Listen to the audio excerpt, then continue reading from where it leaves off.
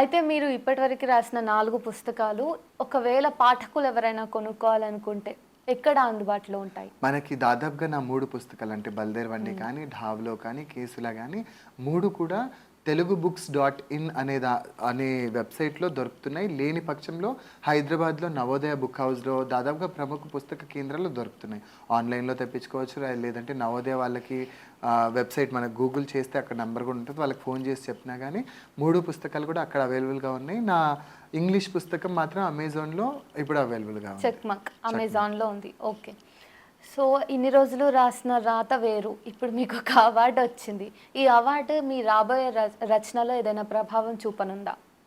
ప్రభావం ఏం ఉండదండి. మనం ఏమనుకుంటామంటే అవార్డ్ వచ్చింది కాబట్టి నేను బాధ్యతగా రాయాలి, అది రాయాలి, ఇది రాయాలి అని ఇట్లాంటివన్నీ అంటూ ఉంటాం గానీ, అవార్డ్ వచ్చింది కాబట్టి ఇప్పుడు నన్ను ఇంటర్వ్యూకి పిలిచారండి. లేకుంటే పిలవరు గదా! సో, ఏంటంటే రేపు ఏమైనా ఉన్నా ఫస్ట్ ప్రిఫరెన్స్ నాకిస్తారు. అదొక గౌరవం. సో, రాయాలి అని నేను అనుకున్నప్పుడు అవార్డ్ వచ్చినా రాకపోయినా నా దాంట్లో మార్పేమి ఉండదు. రాయాలనుకున్నది రాసుకుంటూ వెళ్ళిపోతాము. కాకపోతే మనం కాలమాన పరిస్థితులుంటాయి. ఇప్పుడు చుట్టూ ఉన్న సమాజము, లేదంటే మన వాళ్ళ మీద జరుగుతున్న అన్యాయాలే కానీ, లేదంటే మన చుట్టూ జరుగుతున్న అన్యాయాలే ఉంటాయి గదా! బహుశా వాటి వల్ల ఇంకొంచెం మనం ఎక్కువగా ప్రభావితమై రచనల్లో ఇంకొంచెం ఇదవ్వచ్చేమో. సో, పరిస్థితుల్ని బట్టి మన రచనల్లో కొంత తీవ్రత కూడా పెరగొచ్చు, లేదంటే తీవ్రత తగ్గిపోవచ్చు. అది ఏదైనా అయ్యుండొచ్చు, అవుతూ ఉండొచ్చు. ఓకే.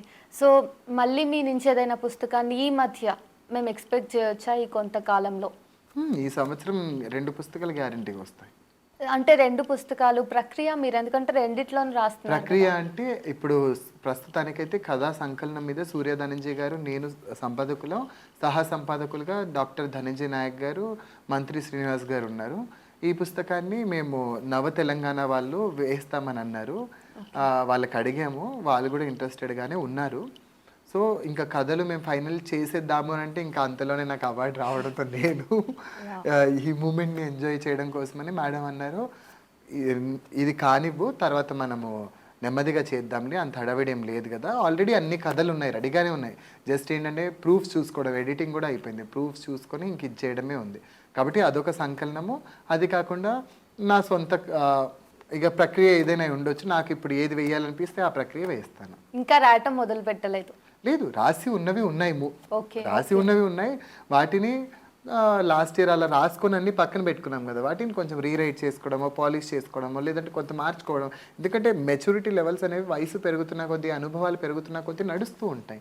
ఆ రకంగా మనం మార్చుకోవాల్సి ఉంటది. కాబట్టి ఆ రకంగా ఇంకో పుస్తకం ఏ ప్రక్రియ అని ఉండొచ్చు. కవితలు ఉన్నాయి, కథలు ఉన్నాయి, నాటకం ఉంది, నవలకు సంబంధించిన అంశము ఉంది. సో, వీటికి ఏంటంటే కొంత టైం కేటాయించి ఇంకొంచెం పాలిష్ చేసుకొని వాటిని కావాల్సినంత కాన్వాస్ ఇవ్వాల్సిన అవసరం ఉంది.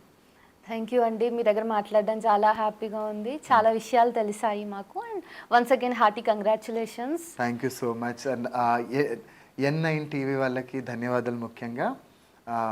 చాలా మంచి ఆనందంగా ఉంది. ఎందుకంటే మనకు సాధారణంగా ఇంటర్వ్యూ చేసే వాళ్ళకి కూడా చాలా సీనియర్ పర్సన్స్‌ని చూస్తూ ఉంటాం. సో, ఇప్పుడు అందరూ కూడా యంగ్‌స్టర్స్ వాళ్ళ గొంతుకలే కాకుండా వాళ్ళ ప్యాషన్స్ అండ్ ఆల్సో అందరూ కూడా ఆహ్, ఇలా ఇప్పుడు మీరు నాకు చాలా ఆనందం వేసింది. ఒక యంగ్‌స్టర్ నన్ను ఇంటర్వ్యూ చేయడం. అంటే ఎంతో కొంత మీరు నా రచనల్ని చదివి ఉంటే గానీ చెయ్యరు గదా! సో, అవగాహన మీకు సో, ఇదంతా అవసరం గూడా మనకి.